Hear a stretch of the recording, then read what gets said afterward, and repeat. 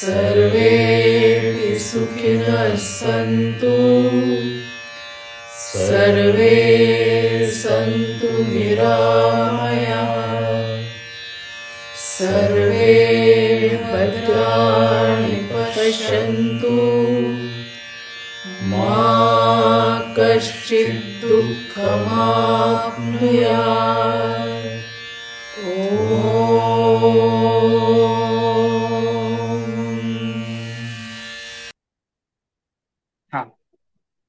नमस्कार मंडळी. वार्षिक प्रोग्राम नंतर आपण आज भेटतोय ते एक छोट्याशा खास अशा मित्राला घेऊन. तर पार्किन्सन्स मित्रमंडळातर्फे मी आशा रेवणकर तुम्हा सर्वांचं मनापासून स्वागत करते. आणि आता गिरीश बद्दल सांगायचं तर मूळ तो अहमदनगरचा आणि पुण्यात आला तो कमवा आणि शिका या ह्याच्या खाली की आपण तिथे काहीतरी कमवायचं आणि शिकायचं. SSC ला त्याला छान 83% मार्क्स मिळालेले होते, म्हणून तो पुण्यात आला आणि विद्यार्थी सहाय्यक समिती जी विद्यार्थ्यांची मदत करते तिथे राहून शिकू लागला.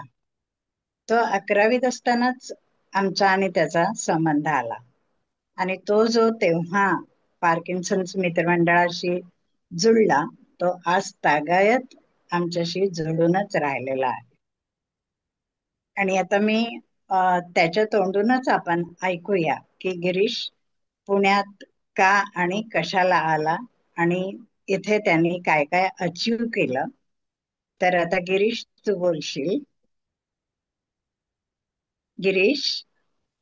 हो, माझा आवाज येतोय? माझा आवाज हो येतोय? हो हो हो.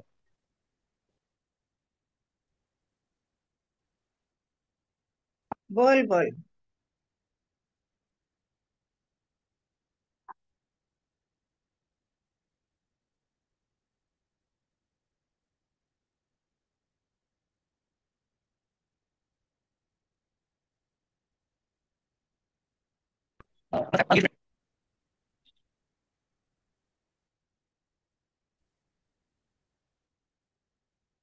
आता नाही रे ऐकू येत.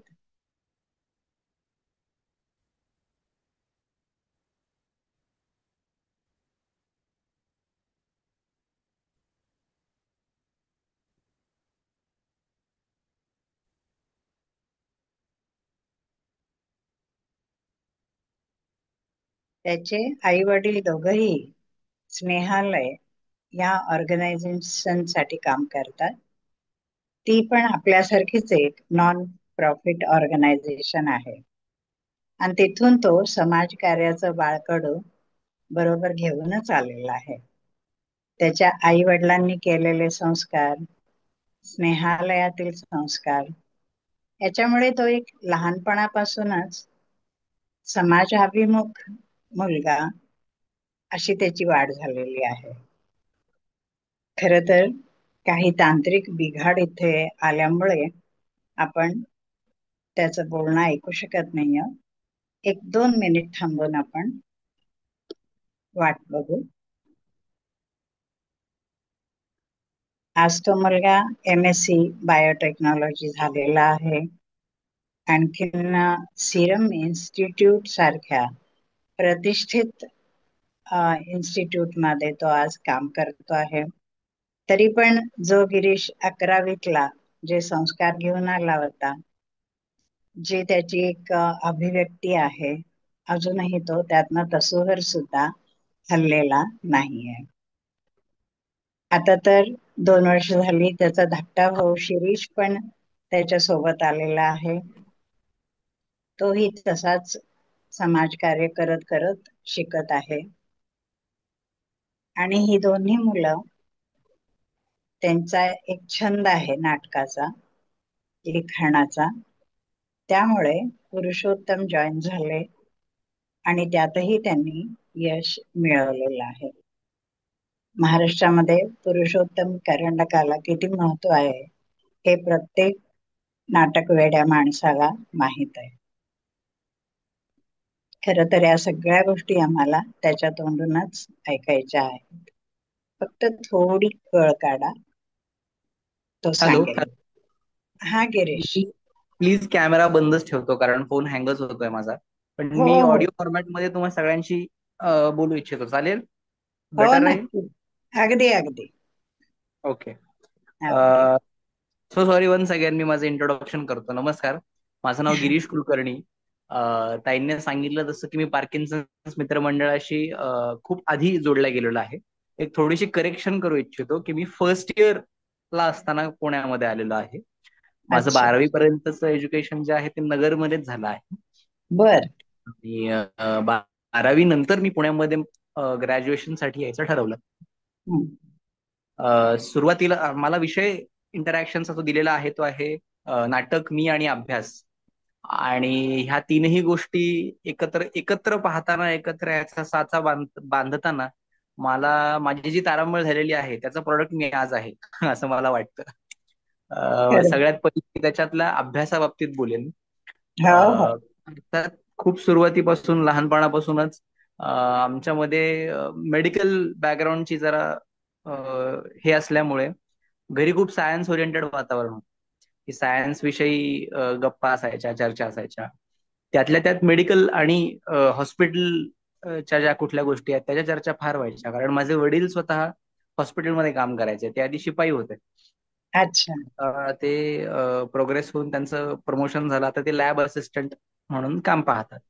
हम्म. तर लहानपणापासूनच हॉस्पिटल मधल्या चर्चा की अरे मोठं होऊन चांगलं काहीतरी मेडिकल मध्ये डॉक्टर व्हायचंय किंवा हम्म. ह्या दिशेनेच मला माझं ग्रूमिंग म्हणा किंवा ह्या दिशेने माझं पॉलिशिंग होत होतं. पण इव्हेंच्युअली जसं जसं 12वीत मार्क पडले, नीटसाठी प्रिपरेशन सुरू झालं, ह्या सगळ्या गोष्टी सुरू केल्या केल्या आणि अर्थात मेडिकलसाठीच्या ज्या परीक्षा होत्या त्यामध्ये मला तितके म्हणावे तसे मार्क्स पडू शकले नाहीत. हम्म. पण फिजिओथेरपी किंवा नर्सिंग अशा ठिकाणी मला मार्क्स पडत होते आणि मी तिथे ऍडमिशन मला सहज मिळू शकत होते. पण अगेन तसंच वडिलांशी बोलणं करता करता हे लक्षात आलं की आयुष्यभर डॉक्टर व्हायची स्वप्न पाहिलेत. पण असं नाही की नर्स होणं किंवा एखादा फिजिओथेरपिस्ट होणं कमीपणा आहे. पण ते करण्याचे स्वप्न पाहिलेत आणि असं नको व्हायला परत आयुष्यात की अरे थोडेसे अजून अभ्यास केला असता तर कदाचित हे झालो असतो, कदाचित ते झालो असतो. ती सल मनामध्ये नको राहायला म्हणून रिसर्च हा हम्म. विषय निवडला आणि पुण्यात बीएससी बायोटेक्नॉलॉजी शिकण्यासाठी मी आलो. बीएससीचे पहिले 2 वर्ष शिकता शिकता समज, अर्थात त्यावेळेस बायोटेक्नॉलॉजी हे खूप म्हणजे बूमिंग फील्ड होतं. हो कारण हो. वॅक्सिन्स नुकतंच सगळं सुरू झालं होतं. कोविड पण नुकताच त्याच्या 1 वर्षानंतरच हिट झाला हो आपल्याला. हो. आणि त्यामुळे ह्या फील्डला महत्व अजूनच आलं. वॅक्सिन डेव्हलपमेंट, वॅक्सिन प्रोडक्शन, ह्या सगळ्याकडे अर्थात मग अभ्यास हळूहळू पुढे पुढे वाढायला लागला. हम्म. आणि मग बायोटेक्नॉलॉजी निवडल्यावरती आधी मानस होता की नाही रिसर्च करूया. तर रिसर्च मध्ये खूप छान पोटेन्शियल आहे. आपल्याकडे चांगले फंड्स अवेलेबल आहेत ज्याच्यामध्ये आपण पुरेसा रिसर्च करू शकतो आणि त्यातनं काहीतरी सोर्स ऑफ अर्निंग नक्कीच कमवू शकतो. हा. सो ह्या उद्देशाने मग रिसर्चकडे मी हळूहळू वळायला लागलो. ग्रॅज्युएशन झालं. ग्रॅज्युएशनच्या साधारण पहिल्याच वर्षी मला आठवत आहे मी विद्यार्थी सहाय्यक समिती त्या संस्थेमध्ये सहभागी झालो. ती संस्था बरीच वेगळ्या तत्वांवरती विद्यार्थ्यांना ऍडमिशन्स देते. पैकी एक आहे की तुम्हाला इथे सतत जर राहणं आहे तर तुम्हाला कमीत कमी पैशांमध्ये, कमीत कमी म्हणजे अमाऊंट मध्ये तुम्हाला जास्तीत जास्त सवलती देऊन एक बेटर लाईफस्टाईल देण्याचा प्रयत्न करतो. एक छान लायब्ररी, एक तुमचा टेबल, तुमचा बेड, तुम्हाला खाण्यासाठी तुमचं एक वेगळं ताट आणि अर्थात दिवसभर एक तुमची दिनचर्या. मग सकाळी योगा, उरलेल्या दिवसात तुमचा अभ्यास, दिवसभरातनं कुठलं तरी एक 1 तासाचं, 1.5 तासाचं काम आणि महिन्यातनं एकदा कुठलं तरी 4 तासाचं काम, ज्याच्यातनं तुम्हाला काहीतरी सोर्स ऑफ अर्निंग तुम्हाला मिळवायचा आहे. असा उपक्रम तिथे कंपल्सरीली असतो. आणि त्यात मला अर्थात मी तिथे ऍडमिशन घेतलेली असल्यामुळे, मला तिथे राहायचं असल्यामुळे ह्याचा भाग मला व्हावं लागेल. आणि सहज एके दिवशी संध्याकाळी कम्प्युटर, आता तिथे बेस्ट काम एक खूप सुंदर होतं की कुठे बाहेर नाही जायचंय, काही नाही करायचंय. कम्प्युटर्स मध्ये एंट्री करत बसणे विद्यार्थ्यांच्या आलेल्या ऍडमिशन्सची. आणि मी अशीच त्या दिवशी एक एंट्रीज करत बसलो होतो त्या ऑफिसमध्ये, जेव्हा मला असा आशाताईंचा आवाज ऐकू आला पहिल्यांदा, की मी इथे विद्यार्थ्यांसाठी चौकशी करायला आलेली आहे. आणि मला असं समजलं आहे की कोणीतरी तुमच्यापैकी तुम्ही विद्यार्थी आम्हाला देऊ शकता, जो आम्हाला एक हेल्पर म्हणून आणि एक व्हॉलेंटियर म्हणून काम करेल. आणि काय माहिती, माझ्या सोबतच्या ज्या मॅडम होत्या आमच्या, त्यांना सुचलं कदाचित चांगलं की हा बाबा, हा मुलगा रेग्युलरली करतो, ह्याला सुचवावं. म्हणून त्यांनी मला आशाताईंना रेकमेंड केलं.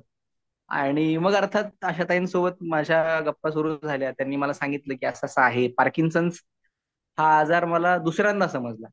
पहिल्यांदा असा की तो पु ल देशपांडेंना झालेला होता हे मला माहित होतं. पण त्याच्याबद्दल इतक्या लेवलचं काम पुण्यामध्ये चालू आहे हे मला तिथे आशाताईंकडनं कळलं. आणि लगेच तिसऱ्यांदा ह्यासाठी पण कळलं की एकदा देणे समाजाचे या कार्यक्रमामध्ये आम्ही त्या कार्यक्रमामध्ये दरवर्षी सलग आमचे पण संस्थेचे काही स्टॉल्स तिथे असायचे. आणि त्या स्टॉल्स पैकी एक स्टॉल पार्किन्सन्सचाही होता. आणि हे मला फार छान आठवतंय, कारण त्या प्रत्येक राऊंडमध्ये मी तिथे गेलेलो होतो. आणि तेव्हा पण पार्किन्सन्सची एक वेगळी ओळख झाली. त्या- त्यामुळे अर्थात आशाताईंची भेट तिथे पहिल्यांदा झाली. मग आमचा रॅपो छान डेव्हलप झाला. आम्ही दर महिन्याच्या साधारण दुसऱ्या सोमवारी आपल्या नर्मदाचा जो हॉल आहे भंडारकर इन्स्टिट्यूट पासला, तिथे आपण भेटायचो. आपण पहिल्यांदा आपलं इंटरॅक्शन तिथे जास्त वाढायला लागलं. आणि मला अजूनही वाटतं की आपण तसे इंटरॅक्शन परत करायला हवेत, कारण त्या दर महिन्याच्या दुसऱ्या सोमवारी एक छान एनर्जी डोस घेऊन आपण परत आपापल्या घरी जायचो, जे बघायला फार छान वाटायचं. तुम्हा सगळ्यांना एकत्र येऊन अर्थात आपण आता झूम मिटिंगद्वारे भेटतो, आपण असं व्हर्च्युअल कम्युनिकेशन जास्त करतो. पण एक फिजिकल कम्युनिकेशन त्यावेळेस जे होत होतं ते खूपच छान, खूपच सुंदर होतं. अर्थात मी लगेचच तुम्हा सगळ्यांकडे अट्रॅक्ट झालो. आणि तुमचं काम, ह्या सगळ्या महिलांचं काम बघून मला फारच असं वाटलं की नाही यार, आपण इथे थांबायला पाहिजे. आपण इथे कळत न कळत छान अडकलेलो आहोत. आणि हे मी माझ्या स्मरणिकेतल्या पहिल्या लेखामध्ये पण मेन्शन केलं होतं. हो आपण हो, इथे बरोबर. आपण इथे अडकलो आहोत, आणि खूप चांगल्या अर्थाने अडकलो आहोत, की इथनं बाहेर करेक्ट. पडणं फार अवघड आहे. आणि अर्थात आता ह्या गोष्टीला 7 वर्ष झाली आहेत आणि मी अजूनही इथे व्हॉलेंटिअरिंग करतो. आणि अ, तेव्हा मला आठवत आहे की तू सगळ्यांना हम्म. म्हणजे त्या चहा देण्यामध्ये, बिस्किट देण्यामध्ये पण मदत करायचास. हो आणि हो हो. त्यानंतर प्रोग्राम संपले की अजूनही तू लोकांना ऑनलाईन रिक्षा वगैरे करून देतोस. ते सगळेच मला म्हणतात की किती छान गोड पोरगा आहे हो हा, किती मदत करतो वगैरे. म्हणजे तो एक सेवाभावी ती वृत्ती तुझी आहे, ते आम्ही तिथूनच पाहिली अगदी पहिल्या वर्षापासून. तर आणि हा गिरीचे त्याच्यावर. वडील एकदा आले होते कार्यक्रम तेव्हा पाहायला. आणि त्यांनी सांगितलं की तू असाच अरे छान काम कर इथं. मला आठवते त्याचे वडील आले होते एका हो कार्यक्रमाला. हो हो हो, हो हो. Correct correct. त्यावरती पण आता मी थोडंसं पुढे बोलेन. हो हो. थोडस एक रिकॅप करतो मी की अर्थात पुण्यामध्ये आलोय मी रिसर्चसाठी, आणि रिसर्च ह्या गोष्टीसाठी मला पुढे काम करायचं होतं. आणि साईड बाय साईड अर्थात सामाजिक संस्थेचा माझा थोडासा बॅकग्राऊंड असा पण आहे की अहमदनगरमध्ये एक स्नेहालय नावाची संस्था आहे, जी लहानपणापासून आम्ही त्या संस्थेच्या साधारण सानिध्यात म्हणा वाढलो. आणि त्यांच्या थ्रू एक सोशल थिंकिंग आमच्यामध्ये खूप लहानपणापासून इम्बाईब्ड होती. खूप लहानपणापासून बाबा आमट्यांची संस्था म्हणा, आनंदवन म्हणा, हेमलकसा म्हणा, इथे आम्ही दरवर्षी सोमनाथ शिबिरांना जायचो. म्हणजे हे बाळकडू लहानपणापासून वडिलांनीच आमच्यामध्ये टाकलं असावं कदाचित. आणि त्यामुळेच तुम्हाला कदाचित हे सेवाभाव वगैरे वाटत आहे, पण मला ते करत असताना इतकं काही मी फार मोठं काहीतरी करतोय असं अजिबात वाटत. म्हणजे हे हे मला जमलंच पाहिजे, हे मी केलंच पाहिजे असं मला, अशी माझी भावना आहे तुम्हा लोकांसाठी. ह्यात काही सेवाभाव, काही नाही का, मी काहीतरी खूप मोठं करतोय वगैरे वगैरे असं नाहीये. नाही, तो तुझा मोठेपण आहे रे. पण ठीक आहे, सगळीच मुलं तुझ्यासारखी नसतात ना. नाही, तेच आणि विशेष आहे. मला आय थिंक ह्या पूर्णपणे ह्या गोष्टीचं क्रेडिट मी माझ्या वडिलांना देईन, आई वडिलांना देईन, दोघांना. बरोबर की बरोबर. त्यांनी अशा पद्धतीने मला ग्रूम केलं की मी अगदीच तुम्हा लोकांसोबत सहज अडॅप्ट होऊ शकलो. मला करेक्ट. वेळ लागला तुम्हा सगळ्यांसोबत काय म्हणतात, तो ती एक हेजिटन्सी नाही आली आपल्यामध्ये कधी. आणि हा त्या सोशल थिंकिंगमुळे म्हणा किंवा तशा प्रकारच्या एक बॅकग्राऊंडमुळे मला ते खूप सहज शक्य झालं. हो. फर्स्ट इयरला पार्किन्सनशी अर्थात मैत्री झाली. पार्किन्सन ग्रुप सोबत मी अटॅच झालो. सेकंड इयर अर्थात कोविड हिट झालं. खूप मोठा सेटबॅक आपल्या सगळ्यांनाच लागला. आपण सगळे घरीच बसून होतो. तरी ऑनलाईन काहीतरी करायचंय म्हणून मी, अतुल दादा, मी सगळे अर्थात पार्किन्सन शिवण पूर्ण टीम झूम मिटिंग वरती आपण एकत्र भेटायला सुरुवात केली पहिल्यांदा. आपलं पहिलं ऑनलाईन सेशन सुरू झाले. आपण पहिला मेळावा सुद्धा ऑनलाईन वरती जेव्हा घेतला होता मला आठवतंय. साधारण हम्म. 100-200 लोक वगैरे ऍडमिट मी सतत करत होतो. आणि सतत कोणी नाही, फोन हँग होत आहेत, कोणाला कळत नाही झूम कसं वापरायचंय, पण तरी सुद्धा प्रत्येकाला इंडिव्हिज्युअल इन्स्ट्रक्शन्स ग्रुपमध्ये पडत होत्या की तुम्ही असं करा तसं करा. ज्यांना कळत नाही त्यांना त्यांचे कोणीतरी सिनियर्स सांगतायत, पियर्स सांगतायत. हे होत होतं. आणि हे सगळं समजून घ्यायची तुम्हा सगळ्यांची पण धडपड वाढत होती. आणि ते छान वाटत होतं बघायला की अरे ही सगळी मंडळी ठीक आहे ऑफलाईन भेटू शकत नाहीत पण ऑनलाईन भेटायला पण हे तयार आहेत आणि हे सगळं करतायत. सेकंड इयर पूर्ण तसाच गेला. हा. थर्ड इयर होता होता कोविड संपत आलं. आणि मास्टर्स दरम्यान मला पहिल्यांदा संधी मिळाली की अरे काहीतरी रिसर्च मध्ये काम करायचं, ज्यासाठी आलोय पुण्यात ते करूयात, ते खूप महत्वाचं आहे. आणि मग तिथे मला माझ्या कॉलेजमध्ये माझ्या चांगल्या एक गाईड मिळाल्या, डॉक्टर निवेदिता दास म्हणून. हम्म. मॉडर्न कॉलेज गणेश खिंडमध्ये मी माझं मास्टर्स पूर्ण केलं. आणि मास्टर्स पूर्ण करता करता मॉडर्न कॉलेजमध्ये मत्स्य संपादन योजना आहे. म्हणजे जी माशांवरती काम करते, गव्हर्नमेंटची एक योजना आहे जी फिश फंडेड प्रोजेक्ट्स वरती काम करते. तो अर्थात कॉलेजमध्ये माशांवरती काम करणारं कोणीच नव्हतं. सगळ्यांना कुठे ना कुठेतरी कॅन्सर रिसर्च, काहीतरी वेगवेगळ्या फील्ड्समध्ये जे आत्ताच्या करंट ट्रेंडिंग टॉप्स मध्ये आहेत तिथे काम करायचं. पण मग माशामध्ये कोणी काम करत नव्हतं. आणि अर्थात माशांसोबत कोण काम करेल, त्यांना वास असतो, त्यांना त्यांचे ते सडलेल्या सगळ्या गोष्टी उचलाव्या लागतात, कराव्या लागतात, कारण शेवटी ते अॅनिमल डेब्रीज आहे. ते त्याच्यासोबत हँडल करणं, त्याला ते कोणी शक्यतो करत नाही. पण मी म्हणलं काय नाही, हे चॅलेंजिंग हे करून पाहूयात काय होईल, फार फार तर आम्ही त्या हेतूने आम्ही ते केलं. सुरुवातीला अगेन मी पूर्वी म्हणतो तसं की मला एक मेडिकल बॅकग्राऊंड असल्यामुळे मी त्याचा खूपच मेडिसिनल फायदा कसा करता येईल ह्याचा रिसर्च करत होतो. आणि पण ते मला कॉलेज लेवलला पॉसिबल नव्हतं. सो असं आहे की चिलापी नावाचा जो मासा आहे, तो चिलापी जो तुम्ही जर कोणी मांसाहार करत असतील, जे फिश खात असतील त्यांना माहिती असेल की चिलापिया नावाचा एक मासा आहे. त्याला टिलापिया असं सायंटिफिक नेम त्याचा आहे. आणि त्याला मराठी भाषेत किंवा आपल्या लोकल भाषेत चिलापिया असं म्हणतात किंवा चिलापा असं म्हणतात. आणि हा मासा सर्वसाधारण खूप अग्रेसिव्ह आहे. हा खूप काय म्हणतात आपण त्याला, हा अशा पद्धतीचा मासा आहे जो इतर माशांना त्याच्या आजूबाजूला ग्रो होऊ देत नाही. पण तो स्वतः खूप लवकर प्रोपोगेट होतो, तो खूप लवकर स्पीडने वाढतो. आणि त्यामुळे होतं असं की ह्या चिलापिया मासांच्या जे स्केल्स आहेत, जे खवले आहेत, ही खवली काढून ती जर बाजूला केली तर ह्या खवल्यांमधनं खूप चांगलं मटेरियल आपण एक्स्ट्रॅक्ट करू शकतो, हे मला समजलं. नॉर्मली शक्यतो तुम्ही जर कोणताही मासा मार्केटमध्ये बघायला गेलात, खायला गेलात, तर कोणताही तो मासावाला असेल तो पहिले तुम्हाला त्या ब्रशने सगळे ते खवले काढून काढून बाजूला करतो आणि फ्रेश सोललेला तुम्हाला मासा काढून देतो, त्याची शेपूट वगैरे काढून किंवा हेड वगैरे काढून.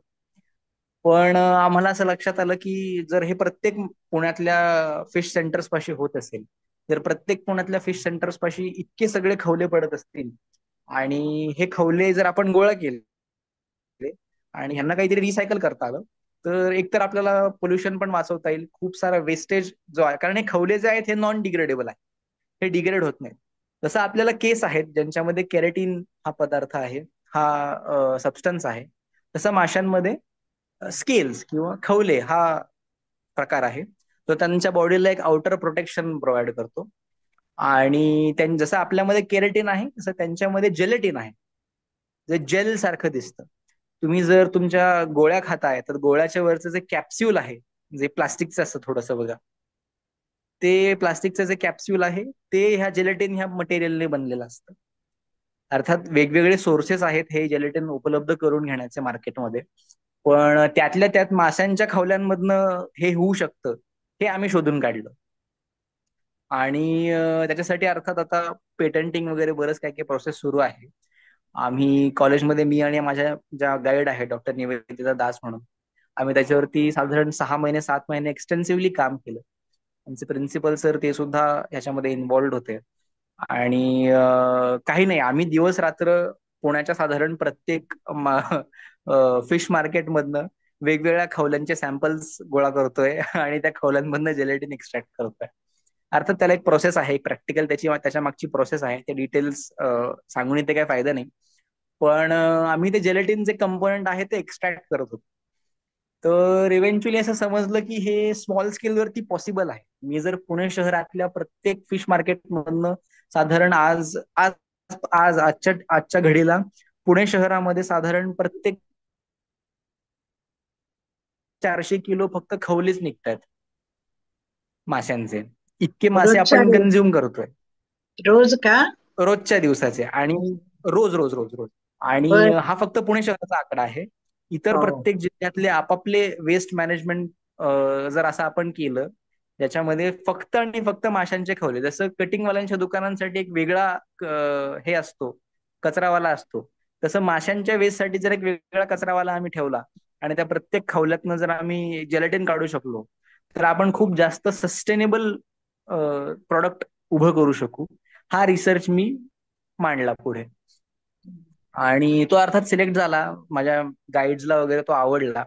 आम्ही त्याच्यावरती काम सुरू केलं आणि वेगवेगळ्या सॅम्पल्सचे आम्ही जेलेटिन्स उभे केले.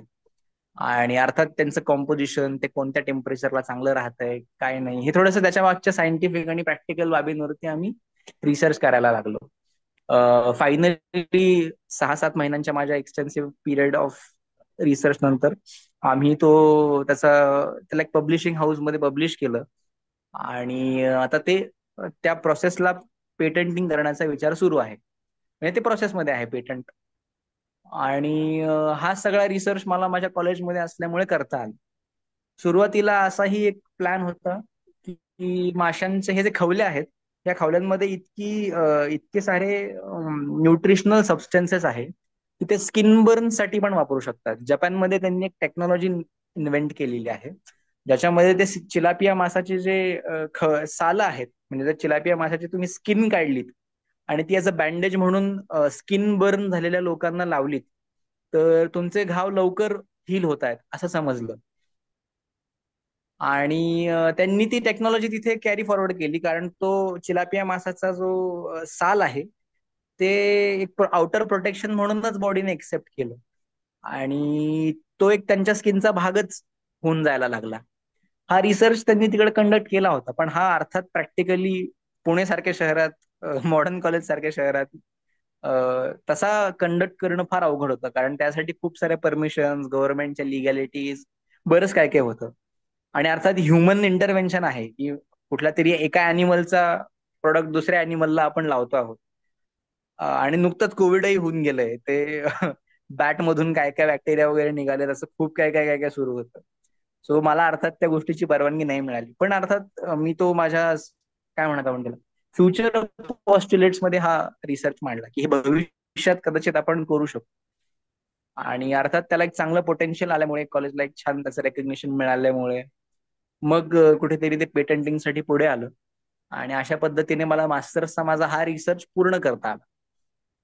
अर्थात मध्यंतरी ह्या सगळ्या 6-7 महिन्यांच्या प्रोसेसेसमध्ये आम्ही जवळजवळ तब्बल 107 माशांवरती काम केलं. वेगवेगळ्या नाही, चिलापियाच्याच 107 वेगवेगळ्या लाईव्ह माशांवरती आम्हाला काम करायला मिळालं. ह्यामध्ये आम्हाला खूप गायडन्सेस वेगवेगळ्या इन्स्टिट्यूशन्सचे पण होते. IITs मधून काही रिसर्च सायंटिस्ट आले होते, ज्यांनी मग मग अर्थात त्याच्या शेतकरी पॉइंट ऑफ व्ह्यू पण फार लक्षात आलं की बरीचशी महाराष्ट्रामध्ये जे कोणी शेती पालन करणारी आहेत किंवा पोल्ट्री फार्मिंग करणारी आहेत, फिश फार्मिंग करणारी आहेत, त्यांना साईड बिझनेस म्हणून फिश फार्मिंग ज्यांना सुरू करायचंय त्यांच्यासाठी मग आम्ही गाईडलाईन्स बनवायला लागलो की तुम्ही कशा पद्धतीचं पाणी तिथे ठेवायला पाहिजे, कोणतं पीएच त्या पाण्याचं पाहिजे, या माशांना जगण्यासाठी काय काय लागतं, काय काय रिसर्च झालेला आहे. मग ह्या सगळ्याचं गायडिंग, काउन्सिलिंग ह्याच्या सगळ्याचं आम्ही एक छान आउटलाईन तयार केली. आणि साईड बाय साईड ज्यांना कोणाला फिश प्लांट्स असे टाकायचे आहेत कमर्शियल ऍस्पेक्टसाठी, तर अशा लोकांना आपण मदत करू शकतो. ह्याचा आम्ही एक छान फॉर्मॅट आणि गाईडलाईन आम्ही त्याच्यात तयार केली होती, की उद्या उठून जर मला जरी फिश मार्केट असं काहीतरी माझं तयार करायचं आहे, तर मला सामग्री माहिती आहे, मला काय काय लागणार आहे, मला किती त्याचा पाणी लागणार आहे, मला किती लिटर पाणी लागणार आहे, ते कोणत्या क्वालिटीचं लागणार आहे, त्याच्यामध्ये कोणते मासे मी ब्रीड करू शकतो. तर अर्थात ह्या सगळ्याचा अभ्यास त्या दरम्यान मला करायला मिळाला. ह्या सगळ्यामध्ये मासे कसे आजारी असतात हेही मला एक वेगळा पीओव्ही समजला, की माशांमध्ये पण वेगवेगळे आजार असतात. आपण आज उठून कुठल्याही हॉटेलमध्ये जातो आणि कोणत्याही प्रकारचा लाईव्ह जीव खातो, तो आपण कधी विचार करतो का की हा कोणत्या पद्धतीने प्रोसेस होऊन इथपर्यंत आलेला आहे? तो कापणाऱ्याने विचार केला आहे का की हा आजारी आहे का, ह्याला कुठे स्पॉट्स आहेत का? आपल्याला स्किनवरती जरा जरी रॅश आला तरी आपण 4 वेगवेगळ्या प्रकारचे लोशन लावतो आणि त्याला कमी करतो. पण फिशेस मध्ये पण अशा प्रकारचे काहीतरी आजार असतात, आणि जर ते वेळीच आयडेंटिफाय नाही झाले तर ते माणसांमध्ये सुद्धा येऊ शकतात. आणि ह्याचा पण एक वेगळा अभ्यास आम्हाला समजायला मिळाला. एकंदरीत पुण्यातल्या सगळ्या नद्यांची अवस्था पाहता, हे मासे ज्या ज्या पद्धतीने पुण्यामध्ये येत आहेत, ते त्यांचे सोर्सेस काय आहेत, ते कोणत्या वॉटर मधनं येत आहेत, त्या वॉटर्सची काय कंडिशन आहे, तिथे एक्स्ट्रा एक्सेस सीवेज आहे का, त्या पाण्याची स्वच्छतेचा ग्रेड काय आहे, आणि कोणत्या लेवलवरती हे मासे कुठे कुठे कन्झ्युम केले जात आहेत, या सगळ्याचा डेटा मी गोळा केला आणि तो प्रेझेंट माझ्या रिसर्च मध्ये झाला. आणि अर्थात ह्या सगळ्यामुळे प्रॅक्टिकल्स आणि ह्या सगळ्यात मला बऱ्यापैकी चांगले मार्क मिळाले. मार्कांचा भाग वेगळा, पण ह्या ह्या निमित्ताने का होईना मला माशांवरती हा वेगळा एक रिसर्च करता आला, जो अगेन जो डॉक्टरी मी म्हंटल आधीच असं, किंवा जो रिसर्च ह्या सगळ्याच्या खूपच वेगळा काहीतरी आहे. Never in my wildest dream I had thought की मी माशांवरती वगैरे काम करेन. आणि मग अर्थात माशांवरती काम पूर्ण झालं, माझा रिसर्च पूर्ण झाला, मी तो सबमिट वगैरे केला. आता कॉलेजमध्ये तो माझे काही ज्युनियर विद्यार्थी आहेत तो कॅरी फॉरवर्ड करतायत, कारण मला अर्थात 6 महिन्यांच्या टाइम स्पॅन मध्ये जेवढा रिसर्च होता तो सबमिट करावा लागला थिसिस म्हणून. आणि मी पास आउट झालो. त्या रिसर्च थिसिसच्या बेसिसवरती मला सिरम इन्स्टिट्यूट ऑफ इंडियामध्ये जॉबही लागला. आणि तिथे आत्ता मी सध्या प्रोडक्शन ऑफिसर म्हणून काम पाहत. मी मास स्केलवरती वॅक्सिन्स जे आहेत ते बनवतो आहे. माझ्याकडे सध्या 2 वॅक्सिन्स आहेत. मी एक इन्फ्लुएन्झा नावाचा जो व्हायरस आहे त्याच्या अगेन्स्ट वॅक्सिन बनवतो आहे, हिप कॉन्जुगेट ज्याला म्हणतात. आणि मेनिंगोकॉकल बॅक्टेरिया जो सब सहारन किंवा साऊथ आफ्रिकन कंट्रीज मध्ये जास्त करून दिसला जातो, ह्याच्यावरती मेन ए वॅक्सिन हे मी बनवतो आहे सध्या. आणि ह्याचा पण अर्थात बराच एक्सटेन्सिव्ह रिसर्च कंपनीचा झालेला आहे. आम्हाला तो फक्त आता small scale to large scale manufacturing आम्ही त्याचं करतो. हा झाला माझ्या अभ्यासाचा भाग. आता ह्या सगळ्यामध्ये दुसरा माझा जो महत्वाचा विषय आहे तो म्हणजे नाटक. ताईंनी सांगितलं तसं की मी पुरुषोत्तम करंडक आणि महाराष्ट्रातल्या ऑलमोस्ट वेगवेगळ्या स्पर्धांमध्ये सहभागी झालेलो आहे. आणि ह्या स्पर्धांमध्ये सहभाग, अगेन थोडस मी बॅक रिव्हर्स मध्ये जाईन, टाइमलाईन जरा मागे खेचूयात आपण, की जेव्हा साईड बाय साईड हे डॉक्टर व्हायचंय, मेडिकल मध्ये काहीतरी करायचंय, रिसर्च निवडायचा आहे, हे चालू होतं, पॅरलली एक वेगळी धडपड पण सुरू होती, की कॉलेजच्या ऑडिटोरियम्स मध्ये जाऊन मी फक्त असं बसून असायचो, कारण की तिथे काहीतरी लाईव्ह परफॉर्मिंग घडताना दिसतंय, छान वाटायचं. मग एकदा दोनदा परफॉर्म करायची संधी पण मिळाली, पण हवंय तसं काही काम मला करता नाही आलं, कारण मला जे हवंय, मला जे रोल्स हवेत ते मला मिळत नव्हते. कुठेतरी काहीतरी बॅकस्टेजच कर, किंवा एखादा पासिंग सीन, एखादा पासिंग रोल असेल तर तो कर, मॉब मधले एखादे सीन वगैरे कर, असं काहीतरी मला रोल मिळायचं.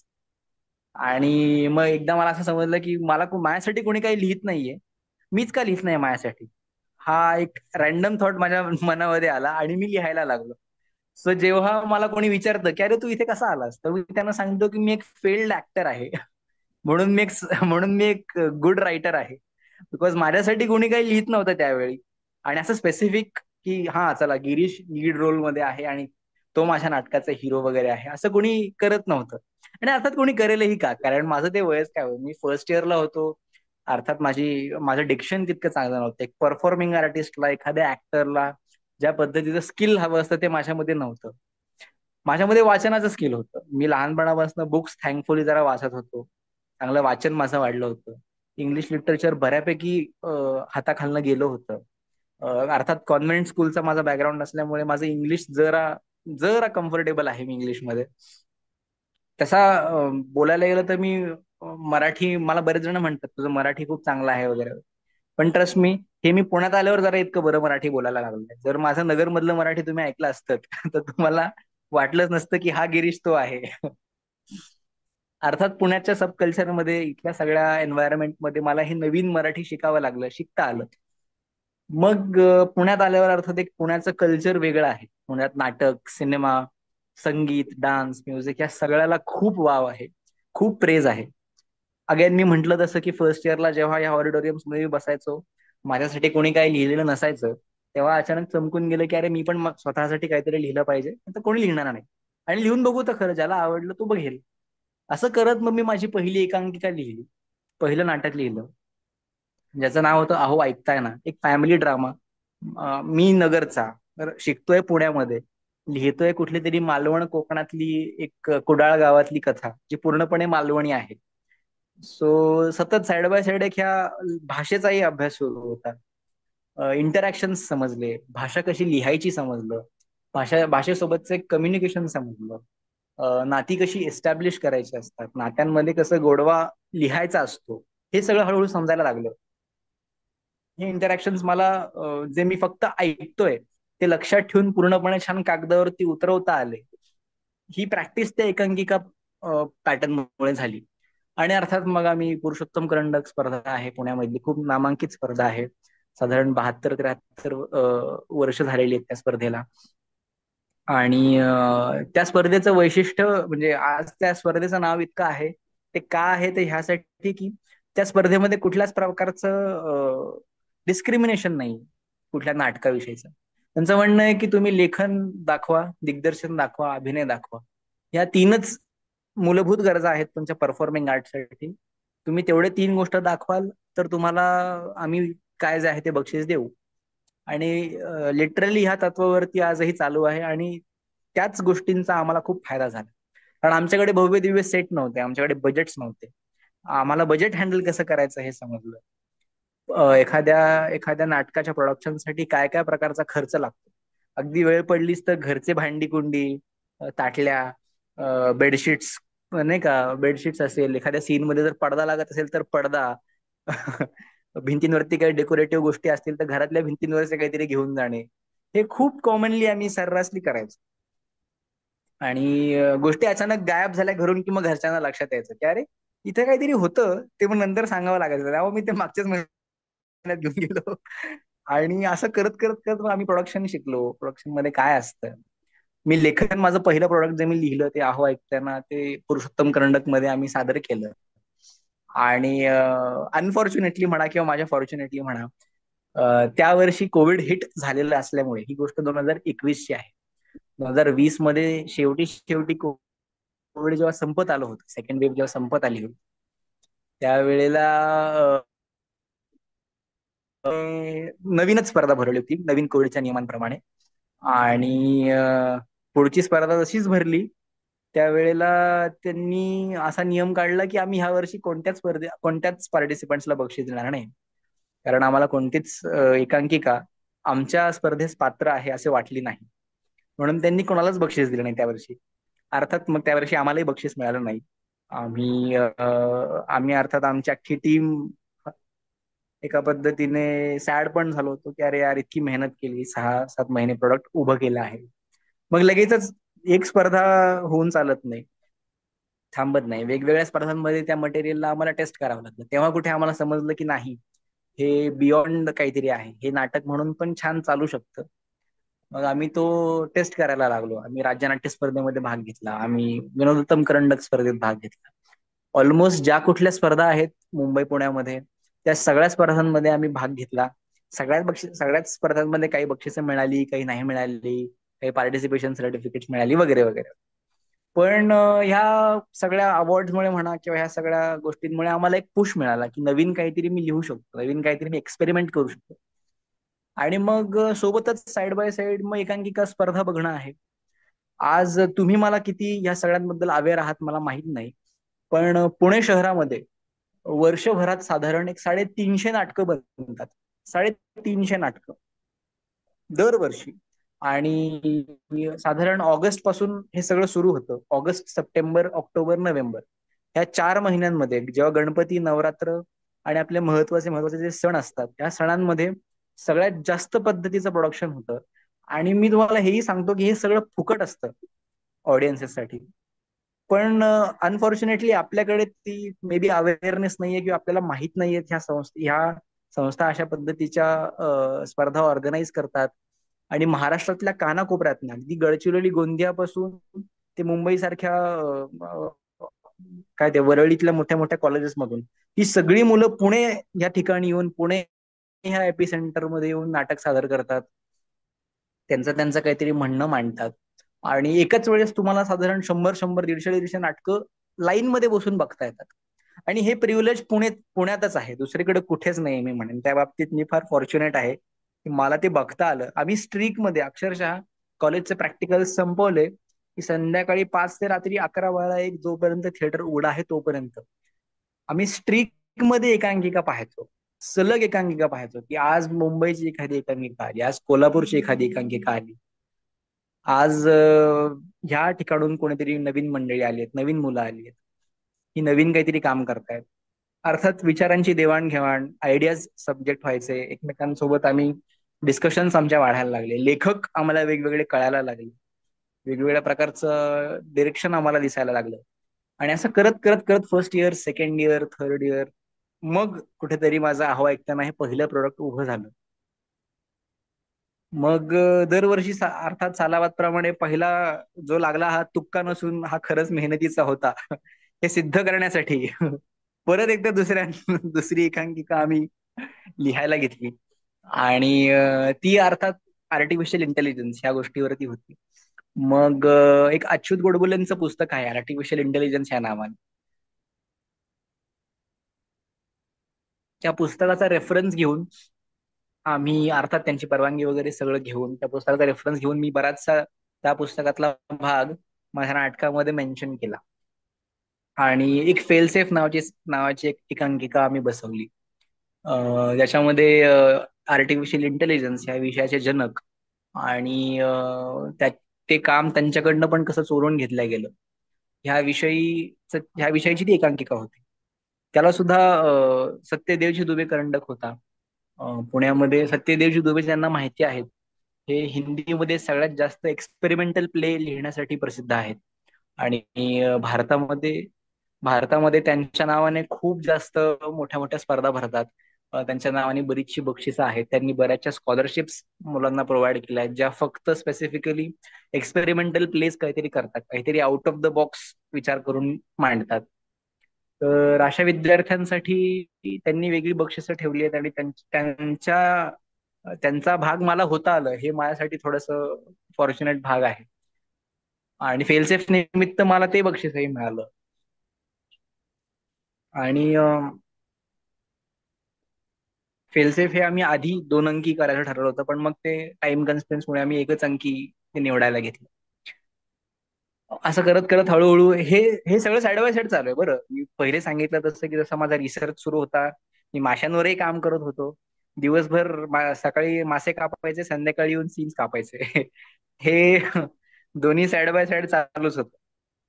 आणि हे करत करत असताना अचानक माझ्या मास्टर्स मी कम्प्लीट झालो. माझं फेलसेफ हे प्रोडक्ट अगेन दुसरं बाहेर पडलं. आणि नोकरी लागली. अर्थात पहिले मला सिरम इन्स्टिट्यूट ऑफ इंडिया मधनं मला फोन आला की असं असं आहे, आम्ही तुम्हाला सिलेक्ट केलेलं आहे. आणि मग मग अर्थात हे सगळं 2 मिनिटं बाजूला पडलं आणि मी पूर्णपणे फुल फ्लेज जॉब या ठिकाणी बघायला लागलो. बट अगेन अर्थात दोघांचा बॅलन्स कसा कसा मला सांभाळला जात नव्हता. करत करत करत फायनल जॉब सिरम इन्स्टिट्यूट मध्ये माझी नोकरी लागली. तेव्हा मी ठरवलं की नाही, आता काहीतरी स्वतःसाठी परत एकदा लिहायला घ्यायचं. आणि मग आम्ही ते सिक्रेट ऑफ लाईफ लिहायला घेतलं, जे अगेन एका शास्त्रज्ञावरती होतं. रोझालिंड फ्रँकलिन नावाची एक शास्त्रज्ञ आहे, जिने पहिल्या महायुद्ध काळामध्ये डीएनए ह्या विषयीचं संशोधन केलं होतं. वीणा गवाणकरांचं एक पुस्तक आहे द सिक्रेट ऑफ लाईफ नावाने. The dark lady of DNA, sorry, the dark lady of DNA. त्यांचं एक होता कार्व्हर, किंवा अशी पण काही सायंटिफिक घडामोडींवरती लिहिलेली गेलेली पुस्तकं आहेत. पैकी एक हे आहे की the dark lady of DNA. त्यांनी सुद्धा हे पुस्तक लिहिलंय. त्यांच्या पुस्तकाचं पण अगेन रेफरन्स घेऊन आम्ही तिच्या आयुष्यावरती एक बायोपिक लिहिली. आणि ज्याचं पोस्टर अर्थात अतुल ठाकूर यांनी पुण्यामध्ये एकदा मीटिंगला आल्यावरती भरतनाट्य मंदिरच्या बाहेर पाहिलं आणि मला फोन केला की अरे, हा गिरीश कुलकर्णी तूच आहेस का रे, ज्याने हे नाटक लिहिलंय? मी म्हणलं हो हो, तो मीच आहे, मीच आहे. भरतनाट्य मंदिरच्या बाहेर माझं पोस्टर लागलं होतं माझ्या नावचं. लेखन गिरीश कुलकर्णी आणि दिग्दर्शन माझा एक मित्र आहे शुभंकर वाघोले.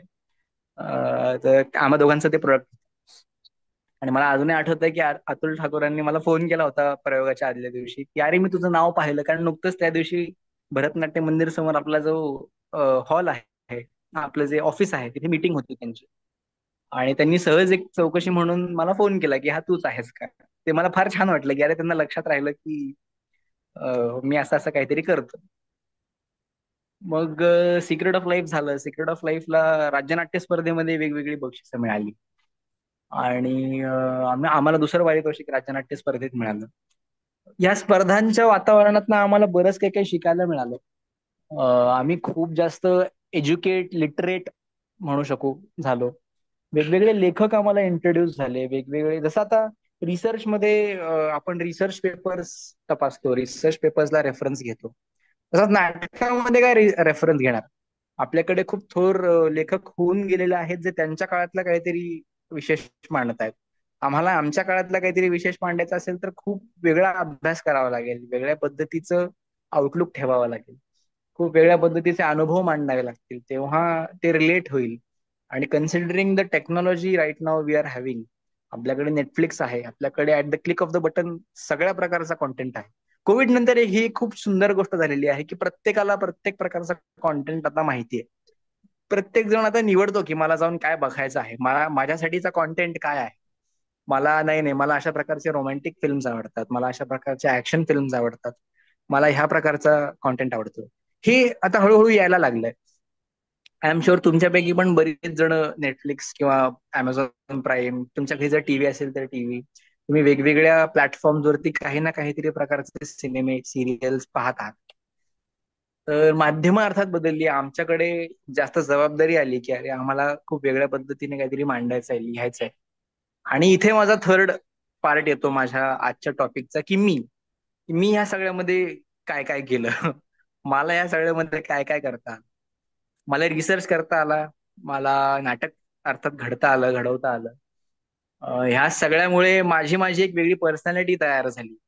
मला माझे इंटरॅक्शन स्किल्स वाढले, माझं लेखन स्किल वाढलं. की मला आठवतंय माझा पहिला लेख मी जेव्हा आशाताईंना दिला होता, त्यांनी शुद्ध लेखनाच्या एवढ्या चुका काढल्या होत्या की म्हणजे माझा लिहिलेला ड्राफ्ट होता तो अक्षरशः असा काळा निळा झाला होता त्यांच्या करेक्शन्सनी.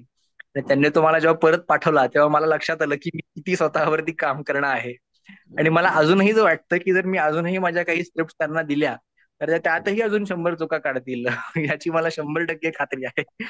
पण मी अजूनही शिकतच आहे असं मी म्हणेन. कम्प्लिटली शिकलेलं नाही. आणि अर्थात ह्या सगळ्या आशाताई असतील, ह्या स्वतः ट्रान्सलेटर पण राहिलेल्या आहेत अजून. सो त्यांची पकड भाषेवरती फार आहे. त्या अजूनही मला स्पेसिफिकली आठवतंय, शोभनाताईंनी मला अटकून विचारलं होतं की अरे, तुझ्या गिरीशच्या षटकोनातला श आहे का शहामृगाचा श आहे रे? म्हणलं एवढं बारीक कोण लक्ष देतं एखाद्याच्या नावाविषयी, किंवा पण इतकं लक्ष देणं असतंय. तुम्हाला तितकं शार्प व्हायचंय, मला तितकं काय म्हणतात आपण अप टू डेट व्हायचं, तितकं शार्प लक्ष द्यावं लागणार आहे. हे मला सगळं इथनं समजलं सगळ्यांमुळे. आणि अर्थात जरा शुद्ध लेखनाच्या आता मी कमी चुका करतो असं मला वाटतं.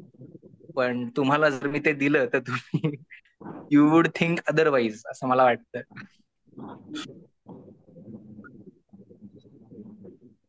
Anyway,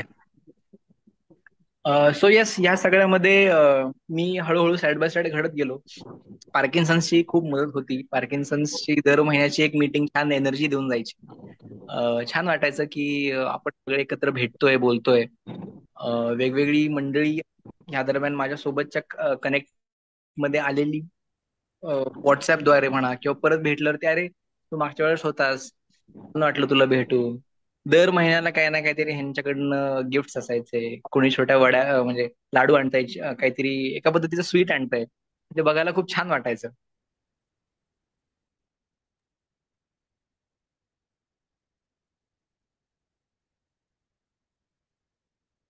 hello. हॅलो. हा हा, हा. आवाज येतो? हो हो, येतोय येतोय. मला वाटलं येस. थांबलास की काय. नाही नाही. हा. Yes, and now the last part, की ह्या सगळ्यामध्ये पार्किन्सन्स, मला वाटतं पार्किन्सन्स घ्यायला लागलं. पण आता थोडंसं पार्किन्सन्स बद्दलही बोलतो. हम्म. ग्रुपच नाही पार्किन्सन्सच्या ज्या आशाताई असतील, शोभनाताई आहेत, करणीताई आहेत, अंजलीताई आहेत, देसाई ताई आहेत, दीपाताई, ज्यांची नावं नाही. मधनं आवाज जातोय. Hello hello. हा आता येतोय, आता येतोय. हा, येतोय. हा. काही शब्द मी गाळले मी म्हणत होतो की पार्किन्सन्समुळे पण काय काय मला मिळालंय ह्याबद्दलही थोडस चर्चात्मक बोलायला हवं. हा. कारण की आशाताई म्हणा, करणीताई, वसुदेसाईताई, शोभनाताई, दीपाताई, ही सगळी, मी हेही म्हणतोय की ज्यांची ज्यांची नावं माझ्याकडनं मिस होत आहेत, प्लीज माझ्यावरती पुढच्या मीटिंग मध्ये रागवू नका.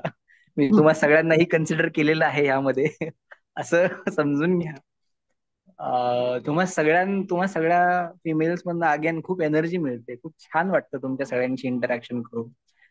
तुम्ही कळत न कळत खूपशा माझ्या लाईफचा पार्ट आहात. मी कळत न कळत पण तुमच्या बऱ्याचशा लाईफचा पार्ट आहे. हे जाणून मला फार छान वाटतं. आणि मला इथे तुम्ही ऍज अ काय गेस्ट तर नाही म्हणणार मी, पण माझ्या नावा पुढे श्री वगैरे त्यांनी लावलंय. मला वाचताना जरा जसं दडपण येत होतं की अरे मी एवढं काय केलेलं आहे की मी अगदी येतोय. आणि मी आज त्यांना सांगणार होतो की आपण एक छान इंटरॅक्शन पर काहीतरी सेशन ठेवूयात, मी काहीतरी सतत बोलत बसण्यापेक्षा. पण ठीक आहे. All all thanks to you, विजयाताई. असं नाही रे. पुन्हा एकट्याला थँक्स नाहीच आहे. तू आहेस ते, तुझी मॅच्युरिटी तशी असल्यामुळे तुला तसं वाटतं. एवढ्या लहान वयात तू इतकं कमवलंयस, हेच छान वाटतं अक्षरशः. आणि बघ ना, आज तू म्हणजे माशांकडे, मी मासे खाणारीच आहे, पण कधी डोक्यात आलं नाही की मासे आजारी असतात किंवा काही वगैरे. पण इथपर्यंत तुम्हाला अभ्यास करावा लागतो. मला इथे एक तुला असं विचारावं असं वाटतं की हो. तुला एखादा डॉक्टरल रिसर्च करायचा असला तर तू कोणता विषय निवडला असतास? बापरे. लहानपणी सर्जन व्हायचं होतं हे तर नक्की होतं. कशाचा मला माहित नाही. मी ठरवलं होतं की सर्जन व्हायचं आहे. अच्छा एक हार्ट हा विषय निवडला होता. अच्छा. पण कॉलेजमध्ये आल्यावरती एक छान गोष्ट अशी मला झाली की मी आवर्जून सायकोलॉजी स्टुडंट्सचा हो. व्हॉलेंटिअर म्हणून जायचो. ज्याचा मला खूप फायदा झाला. सायकोलॉजी, ज्यांचं ज्यांचं सायकोलॉजी थोडस माहिती असेल, हा. सायकोलॉजीच्या सेकंड इयरच्या विद्यार्थ्यांना त्यांना टेस्ट सब्जेक्ट हवे असतात.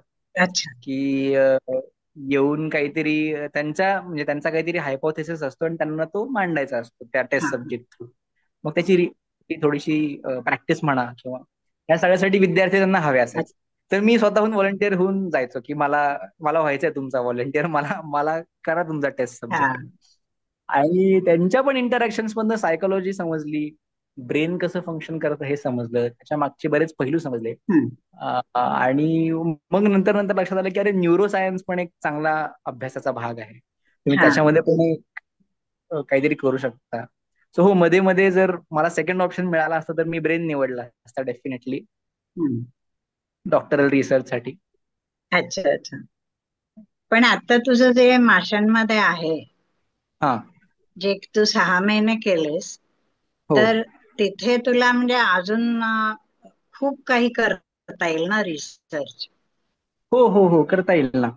हा, मग ते तुला असं कंटिन्यू करावंसं वाटलं नाही का कधी? नाही आता त्याच्यामध्ये पण असा भाग हा आहे की हम्म. मी जे प्रोडक्ट आता तयार केलं कॉलेजमध्ये असताना, ते खूप कॉलेज लेवल हा आणि खूप मायन्यूट स्केल वरती होतं. म्हणजे आम्ही हार्डली 2 किलो वगैरे माशांचे खवले गोळा करायचो, आणि हा. त्याच्यामधनं आम्हाला हार्डली 100 ते 150 ml पर्यंतचे जिलेटिन हो. मिळायचं, जे अच्छा. फार कमी प्रमाणातलं हा होतं. हा म्हणजे कॉलेज लेवलसाठी फार कमी प्रमाणातलं. हम्म. पण ह्याचं लार्ज स्केल मॅन्युफॅक्चरिंग जर करायचं असेल तर त्याच्यासाठी तुम्हाला बऱ्याचशा परवानग्या, बऱ्याचशा काही गोष्टी रिझर्व्ह करून तुम्हाला पुढे जावं लागतं. हा म्हणून मग ह्याची पेटंटिंग प्रोसेस आम्ही सुरू केली सगळ्यात पहिली. हा आणि आता त्या त्या गोष्टीला साधारण 14 महिने झालेत. त्यांचा काहीतरी 18 महिन्यांचा पिरियड असतो, की 18 महिने त्यांना ऑब्जेक्शन घेणारं कोणी जर नसेल तर they can proceed forward for the हे अच्छा अच्छा. हा. पेटंट. हम्म. सो मग अर्थात 18 महिने मी बसून कुठे राहू, त्यामुळे मग मी हम्म. एक साइड बाय साइड जॉब निवडायचा म्हणजे हे केला. हा हा. रिसर्च कडे वळायचं आहे, अर्थात थांबायचं नाही आहे असं नाही. हो पण ते. हातात जर एक छान ठोस गोष्ट असेल तर अर्थात ते सीव्ही मध्ये पण छान दिसेल, आणि हा ऑपॉर्च्युनिटी वाईज पण कुठेतरी वेगळीकडे जाता येईल. हा हा हा. करेक्ट. छान. आणि तुला पुरुषोत्तम मध्ये लेखनासाठी मिळालं होतं का पुरुषोत्तम? हो हो, हा पुरुषोत्तम करंडक नव्हता मिळाला आम्हाला. हा हा मला पुरुषोत्तम करंडक मध्ये 3 वेगवेगळे करंडक आहेत. हा एक आहे पहिला, जो मानाचा पुरुषोत्तम करंडक आहे. हा. दुसरा आहे हरिविनायक. अ, अच्छा. आणि जो आम्हाला मिळाला होता तो होता सत्यदेवजी दुबे करंडक, जो सर्वोत्कृष्ट लेखनासाठी असतो. अरे वा. आणि जयराम हर्डीकर करंडक, जो वा. सर्वोत्कृष्ट प्रायोगिक एकांकिकेसाठी असतो. अच्छा अच्छा अच्छा. हा. खूप छान. मला ही 2 बक्षिसं मिळाली होती. हा हा हा. एक बरं आहे तुझं, माझं एक लक्षात आलं तू सांगताना की अं, पहिलं जे नाटक आहो ऐकताय ना, त्याला फारशी म्हणजे तुला थोडं निराशेला समोर जावं लागलं. हो पण हो हो. तू फिनिक्स पक्षाप्रमाणे परत वर झेप घेतलीस आणि एवढी करंडक बहुमान वगैरे मिळवलंस, ह्याचं खूप अप्रूप वाटलं अक्षरशः. नाही. आणि तुझ्याकडून हा. हं. हा हा, सॉरी बोल. सॉरी. सॉरी नाही सॉरी, बोल ब्रेक. बोल. नाही नाही, बोल बोल. नाही, तसंच म्हणजे मी एकटाच निराश होतो असं नाही. त्या दिवशी महाराष्ट्रातली जवळजवळ अर्धी निम्मी विद्यार्थी मंडळी निराश होती. करेक्ट. आणि कुठेतरी त्या परीक्षकांचं बरोबरही होतं, हो. की विद्यार्थ्यांना नवीन वेगवेगळ्या प्रकारच्या संहिता तयार करण्याचा त्यांचा कदाचित एक हा हेतू असावा. हा पण आम्हाला एक नवीन लर्निंग लेसन मिळालं, की काय स्टोरीज सांगितल्या पाहिजेत, कशा प्रकारचं स्टोरी टेलिंग हा असलं पाहिजे. आज तुम्ही मला आठवतंय स्पष्टपणे, की जेव्हा आपण मृणाल कुलकर्णींच्या आईंना हा. बोलवलं होतं हो. एका नाट्यवाचनाच्या छोट्याशा करेक्ट करेक्ट. कार्यक्रमासाठी, तेव्हा मला लक्षात आलं होतं की कोणत्या पद्धतीचं लेखन अपेक्षित आहे एका स्पेसिफिक स्पर्धेमध्ये भाग घेण्यासाठी, किंवा इन जनरल पण तसं काहीतरी छान लिहावं. हा म्हणजे जरा बरं लिहिलं तर काही छान, म्हणजे वाईट नाही वाटणार कोणाला. हा. Correct correct. हे बरं लिहिण्याची धडपड चालू होती हे सगळं. हा हा. ते कुठेतरी म्हणजे एक अपयशी म्हणतात ना, यशाची पायरी असते हो, तस. तसंच काय.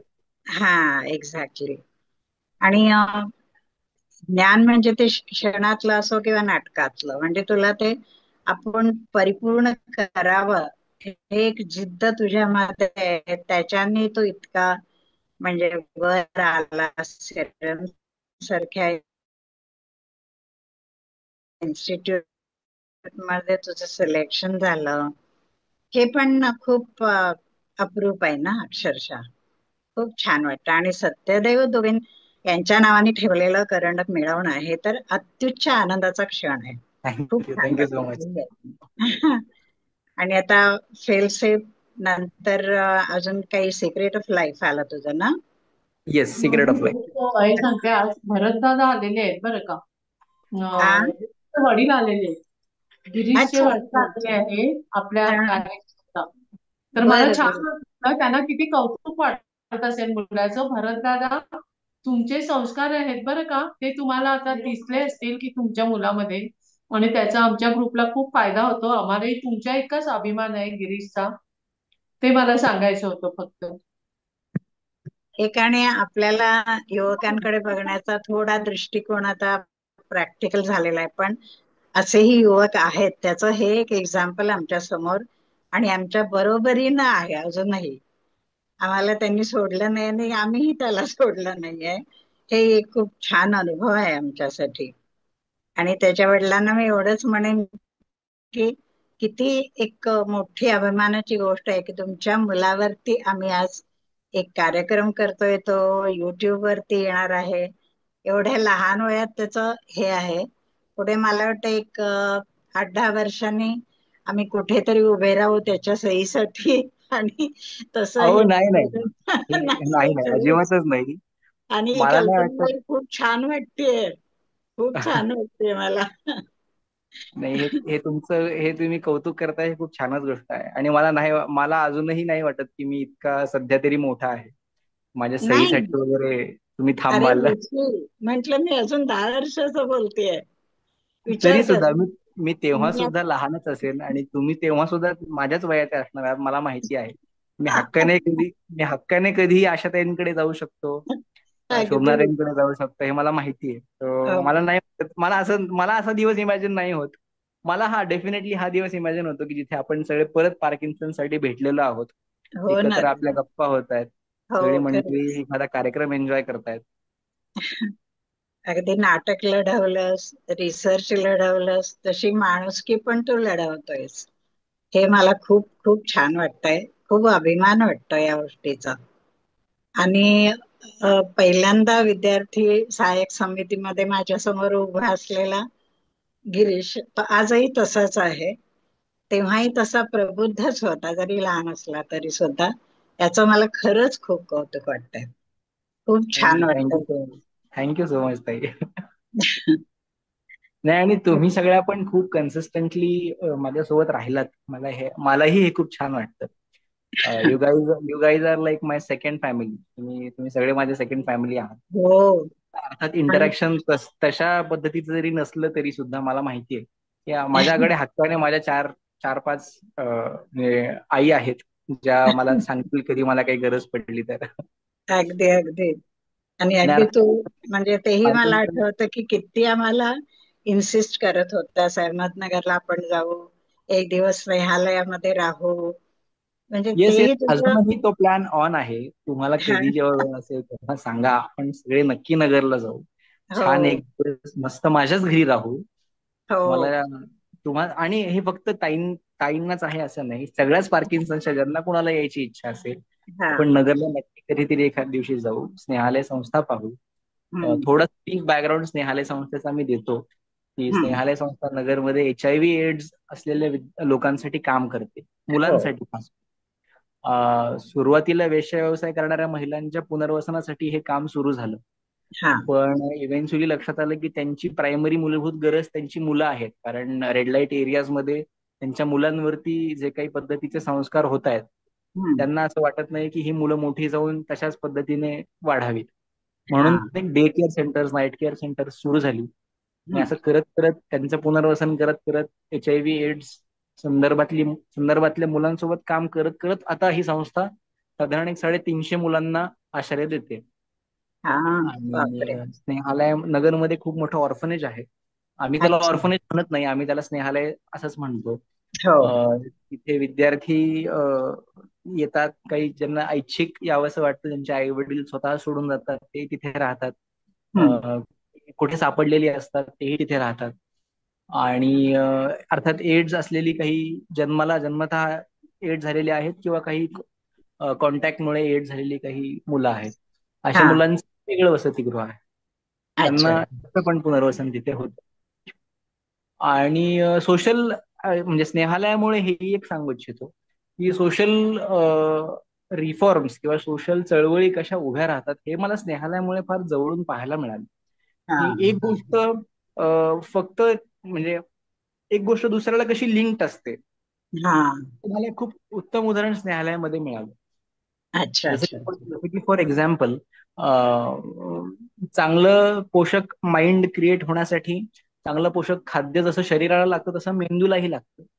हा. त्याच्यासाठी काय केलं पाहिजे? चांगली पुस्तकं वाचायला पाहिजे. चांगली पुस्तकं वाचायला पाहिजेत म्हणजे चांगल्या लोकांसोबत इंटरॅक्शन केलं पाहिजे. चांगल्या हम्म. लोकांसोबत इंटरॅक्शन केलं पाहिजे म्हणजे त्यांच्याकडे स्वतःहून जाऊन बोललं पाहिजे. त्यांच्याशी बोललं की ते एक रॅपो त्यांच्यासोबत आपला बिल्ड होईल. आपण छान हो. ह्या सगळ्या न्यूट्रिशनला घेतलं पाहिजे. हे हो तिथनं मला खरं. समजलं. आणि एक गोष्ट दुसऱ्याशी लिंक्ड आहे, एकमेकांसोबत काय म्हणा परस्पर पूरक आहेत ह्या गोष्टी, हे हा. मला समजायला. तो जर्मन भाषेचा इंटेन्सिव्ह कोर्स केला होता ना रे? येस. हा. One of the one of the stones that I have not touched eight, हा. अच्छा बट अच्छा. सून आय विल. कारण सो आपल्याकडे सुरुवातीला एकदा, रिसर्च. हा माझ्याकडे एकदा आला होतास तेव्हा इथे बिनीवाले सर पण होते. मग हो तुझ्याशी हो, ते ते माझ्याशी जर्मन मध्ये जर्मन बोलले. मध्ये बोलायचं ते माझ्याशी. हो. हा. हा करेक्ट. मला म्हणून त्यामुळे ते आठवलं की पुढे काही केलं नाहीस ना? नाही नाही, पुढे आता सध्या साईड बाय साईड अभ्यास सुरू आहे त्याचा. पण अच्छा अर्थात अच्छा. जॉब लागल्यामुळे मला तिथे जास्त लक्ष देता येत नाहीये. पण बरोबर. जेव्हा रिसर्च करण्याची वेळ येईल तेव्हा मला परत ते बॅकअप घ्यावा लागणार आहे तो माझा. कारण माझा हो. सगळा जो काही मास्टर्सचा रिसर्च आहे तो हा. जर्मनीमध्ये जास्त आहे. अच्छा अच्छा अच्छा अच्छा. पूर्वतयारी मी करून ठेवली आहे. इन केस जर उद्या कदाचित मला जावं लागलं तर असं नको व्हायला की परत सुरुवातीपासून सुरू करायचं असं. हा. म्हणून त्यावेळी जर्मन शिकून घेतलं होतं. अच्छा अच्छा. तो आता मला समजतं पण थोडं हम्म. बोलायला मी हेसिडेंट आहे. त्या हा भाषेची सवय नाहीये. हा हा हा. मराठीच कशी तरी बोलतोय. हा, नाही रे, चांगले बोलतोयस. आणखीन कोणाला काही विचारायचंय त्याला, त्याच्याबद्दल जाणून घ्यायचं आहे? मला काही बोलायचं एक 2 मिनिटं, हा. चालेल का? हा, हो नक्की, मी अमिता अमिता ताई. धर्माधिकारी. हा, गिरीश, खूपच छान हो बोललास हो, तू. मी ऐकतोय. हो ऐकू येत आहे का? हो हो, हो. मी ऐकतोय. हो हा हा. तर मला तुझं कौतुक आहेच. म्हणजे मला वाटतं आपली गाठ पडून एक दोन 2 वर्ष जेमतेम झाली असतील. त्या हो हो भारत जे विविध गुणदर्शनाचा कार्यक्रम झाला होता तेव्हा तू बहुतेक मला पहिल्यांदा भेटलेला आहेस. आणि हो हो तेव्हाच तुझ्यातले हे सगळे माणुसकीचे जे गुण आहेत, म्हणजे सेवा धर्माचे, ते सगळे लक्षात आले. आणि नंतर हळूहळू मला कळत गेलं. आणि मला मग अभिमान पण वाटायला लागला तुझ्याबद्दल कौतुकाबरोबर, कारण तू मॉडर्न कॉलेजचं प्रॉडक्ट आहेस. अर्थात हो मी हो होते त्यावेळेला तू नव्हतास, पण तरी सुद्धा, आणि आपले विषय पूर्णपणे भिन्न आहेत, पण तरी हो सुद्धा हो. मी जिथे माझी आयुष्यभर सर्व्हिस केली तिथे तिथून तू शिक्षण घेतलेलं आहेस तुझं मास्टरचं, हे एक झालं. परंतु मला तुझ्यातलं काय विशेष वाटतंय की तू सगळीकडनं चांगलं चांगलं चांगलं उचलत जातोयस. म्हणजे ही जी तुझ्यातली वृत्ती आहे ना, बघ, नाटक, अभ्यास, रिसर्च आणि जर्मन, हे आता शेवटी कळलं. तर तू हे भात्यामध्ये तुझ्या बाण इतके गोळा करून ठेवलेले आहेस, आणि याचा तुला आयुष्यभर उपयोग होणार आहे. म्हणजे उदाहरणार्थ, आता थँक्यू तू थँक्यू म्हणालास सो मला मच. कधी संधी मिळाली जर्मनीला जायची तर मला जर्मनचा फायदा होईल, पण जर्मनीमध्ये नाटकाचं सुद्धा बरंच प्रस्थ आहे. हो त्यामुळे हो हो जर्मन हो आणि नाटक हे एकमेकाशी जोडलेलं आहे. त्यामुळे तुला ते सगळं माहिती असणार, मी आपलं हो फक्त हो हो. बोलून दाखवते एवढंच काय ते. परंतु खरोखरीच फार कौतुक वाटण्याजोगा मुलगा आहेस तू. आणि मला शेवटी एवढंच म्हणायचं, आणखीनही बऱ्याच लोकांना बोलायचं असेल म्हणून मी थोडक्यात आवरते, जास्ती बोलत नाहीये, की प्रत्येक द्रौपदीला जसा कृष्ण हा सखा म्हणून मिळाला होता, त्यांच्यात रिलेशन काही नव्हतं, तसं प्रत्येक बाईला आणि कुणालाही गिरीश सारखा सखा असावा.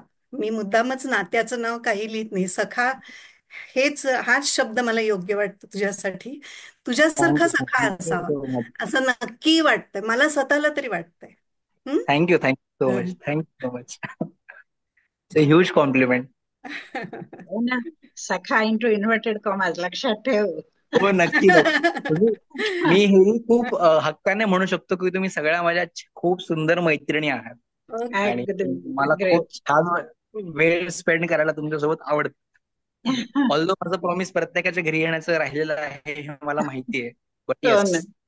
समडे आणखीन एक सांगायचं म्हणजे मला तुझ्या बोलण्यातनं तू बोलत असताना सगळा पुनःप्रत्ययाचा आनंद येत होता. कारण आम्ही पण असेच लहान गावातनं पुण्यात आलो आणि कसे झगडलो, किती प्रकारचे झगडे करावे लागतात हे सगळं आठवलं मला त्यावेळेचं. अर्थात आमच्या वेळेला स्पर्धा इतकी तीव्र नव्हती. तुमचं या हल्लीच्या हम्म. मुलांचं आयुष्य जास्त कठीण आहे हे मला पदोपदी जाणवतं. आणि दुसरं अगदी म्हणजे तू पूर्ण जेव्हा म्हणालास की माझ्या घरच्या वस्तू एक एक स्टेजवर दिसायच्या, तर ते सगळं आम्ही अनुभवलेलं आहे आमच्या मुलामुळे. हो. आमच्या घरातल्या गायब झालेल्या वस्तू कुठे दिसतील, तर त्या कुठल्या तरी नाटकामध्ये दिसणार. ते सगळे पुन्हा प्रत्यय मला तुझ्या बोलण्यातनं येत होते. Thank you so much.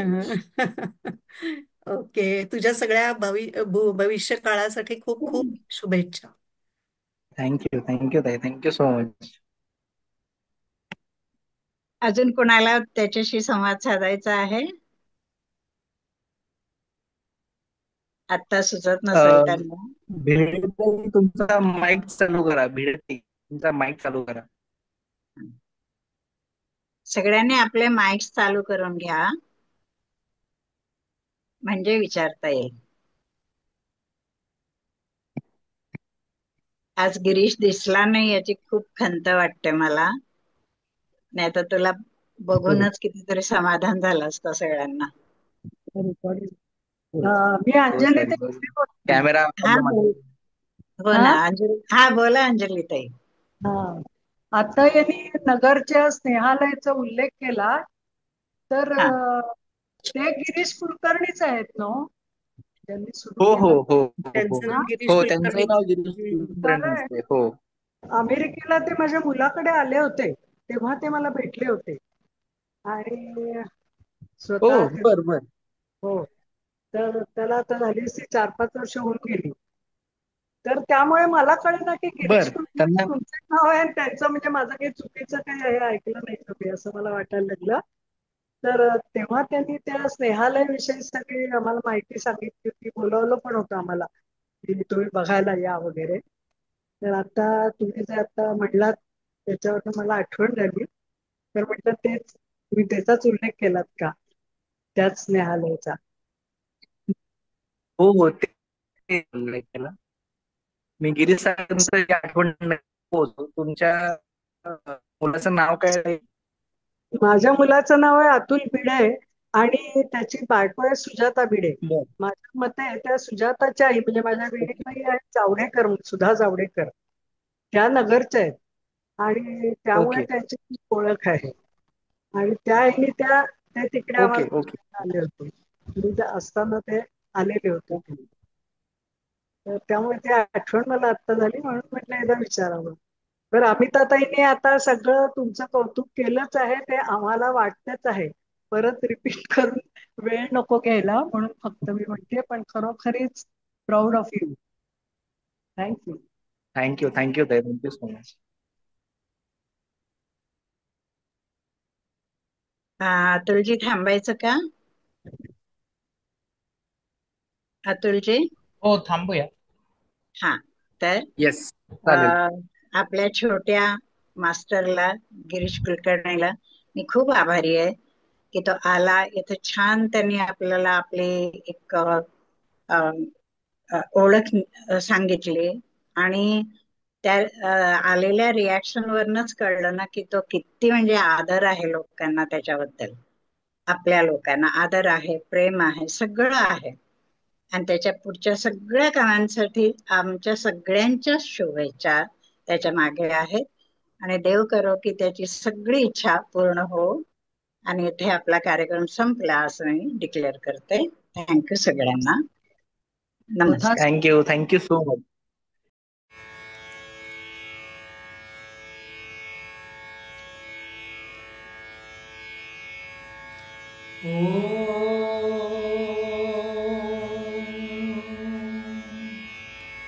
सर्वेऽपि सुखिनः सन्तु, सर्वे सन्तु निरामयाः, सर्वे भद्राणि पश्यन्तु, मा कश्चित् दुःखमाप्नुयात्. ॐ